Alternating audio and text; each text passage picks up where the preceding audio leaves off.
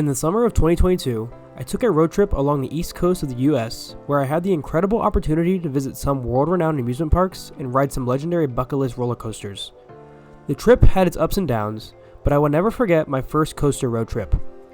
A couple months after the trip ended, I was able to get back to the state of Pennsylvania to try my hand at the parks up there one more time. I ended up visiting Six Flags Great Adventure for the third time that season, as well as Dorney Park and the coasters along the Jersey Shore.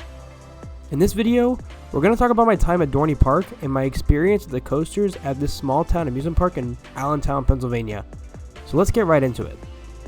When I was younger, I used to visit New Jersey quite often, as I had a lot of family in the area. We would often frequent Dorney Park during the summertime, but it was mainly to visit their water park.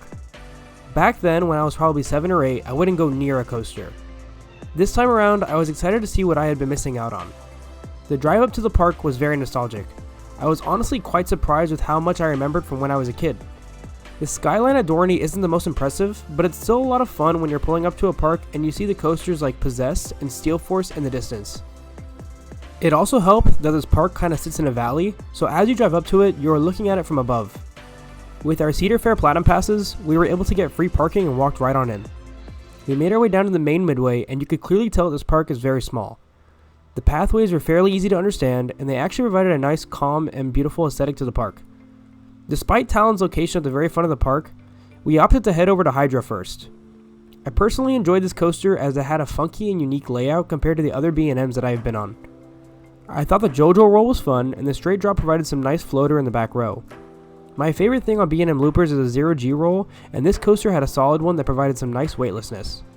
I was also kind of surprised by how smooth it was. Overall, it was a pretty solid floorless.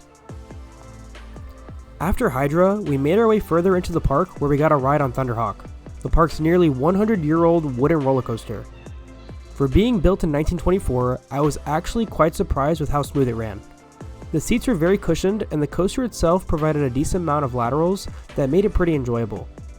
I was a little let down by the Bunny Hill return run, but I can't complain too much with how this coaster ran, especially for its age. We got one ride in and headed over to Steel Force.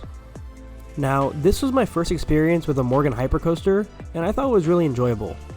I didn't get incredible airtime, but I enjoyed the views, and I thought the return run of endless airtime hills was a good time.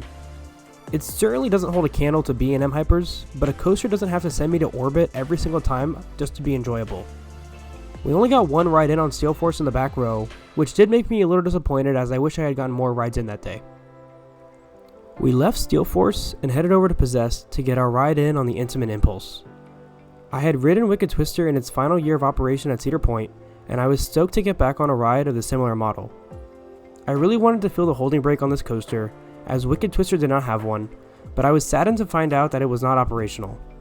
That wasn't a big deal, however, because the coaster as a whole is still a great time. The launch caught me completely off guard, and it felt like a sucker punch to the gut. The backward section felt even more disorienting than Twister's, and I just felt the ride as a whole was way more intense. I actually got off Possessed a little disoriented. We got some pics and footage before leaving, and then we took a little break. After our break, we finally decided to head over to Talon. Now, on paper, this B&M invert doesn't seem all that impressive. It only has 4 inversions, and it doesn't get talked about a whole lot. However, Talon easily became one of my personal favorites. The coaster is smooth as glass, and the inversions that it does have can be quite intense. On this particular August day, it was quite hot, and I had not eaten a single thing up to that point. My front row ride was speedy, and I only had a little gray out in the vertical loop, but my back row ride was a completely different story. I nearly completely blacked out from the first drop to the 0G roll. I was caught completely off guard, and I was thoroughly impressed by the coaster by the end of my visit. I got a couple more clips of Talon and Hydra before calling it a day at the park. Although our time at Dorney was quite brief, I thought it was a great time. The park doesn't feel like a big corporate Cedar Fair park like Cedar Point or Kings Island, and I think that's why I like it. With a smaller collection of rides and attractions, it just feels like a little more personal experience. I think it also helped that the park was completely empty and we didn't wait for a single ride, but nevertheless, my opinion of Dorney Park is a positive one. The final ride counts are as follows: 2 on Talon, 2 on Hydra, 1 on Steel Force, 1 on Possessed, and 1 on Thunderhawk. We unfortunately missed the Wild Mouse and Woodstock Express credits due to their lines being a little longer than we wanted to wait for them. However, with the news that this park will be getting a 2024 coaster, I'm sure that I will be back to get the credits at some point. So what are your thoughts on Dorney Park? What do you guys think this park could be getting from their 2024 edition? Let me know down in the comments. With that, I'm Sean from East Coast Amusements, and I will see you guys in the next one.